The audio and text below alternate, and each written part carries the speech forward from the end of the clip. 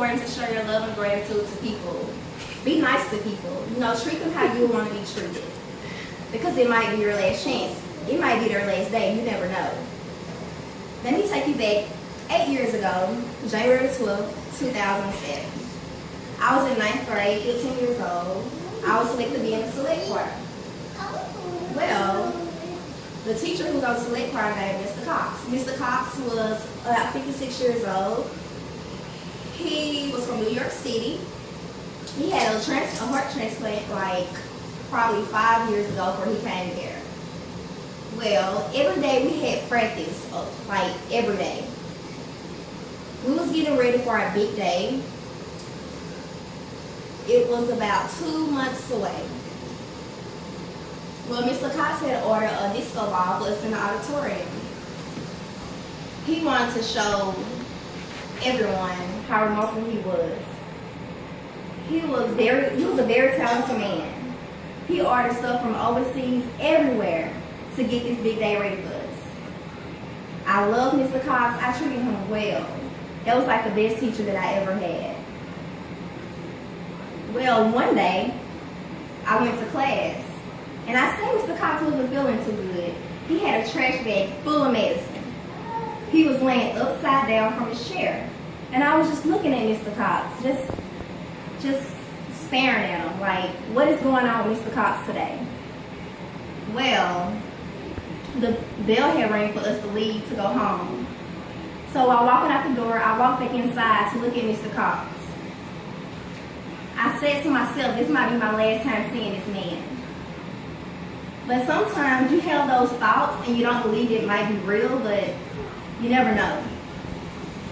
Well, we had practice later on that day, and I was at home making up excuses not to go. I kept saying, I'm so tired to do this and that, and I never did go. I was thinking about all the things Mr. Cox had done for me, and I still didn't attempt to even try to go. Well, I was thinking about Mr. Cox being mad at me, or if I was going to miss a part of the show when we have to do the show or anything like that. Well, later on that night, I got a call from one of my friend guys. He told me that something had happened at the school that night. And I was like, what's going on? He was like, a man died. And I was like, what man died? And he told me he doesn't know. He just know a man died in the school bathroom. Well, I called my friend who was in my select choir class, and I asked her, what is going on? She said, Mr. Cox had just died. That hit me. My teacher had just had a heart attack in the school bathroom. If I was there, could I prevent it from happening? Or was it a possibility that it wouldn't happen if I was there? At that point in time, I blamed myself. I blamed myself for not being there to see my teacher. You know, I could have did something good for him that night, and if, you know, without it being his last, you know, if it was his last night, I could have did something good for him. And I wouldn't be blaming myself. I wouldn't have regrets of how the way I felt. Well, that next day it was time for me to go to school.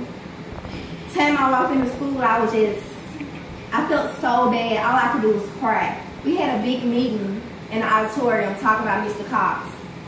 It hit me so hard that I couldn't go to class the rest of the day. I was in the room with the counselor the whole time, blaming myself. That was the best teacher I ever had, the teacher who inspired me to do music. I lost all that day. I couldn't focus. I didn't even want to be in the choir anymore. I thought about getting out of the church choir. I thought about doing a lot of things. So I thought about it, and I try not to make excuses.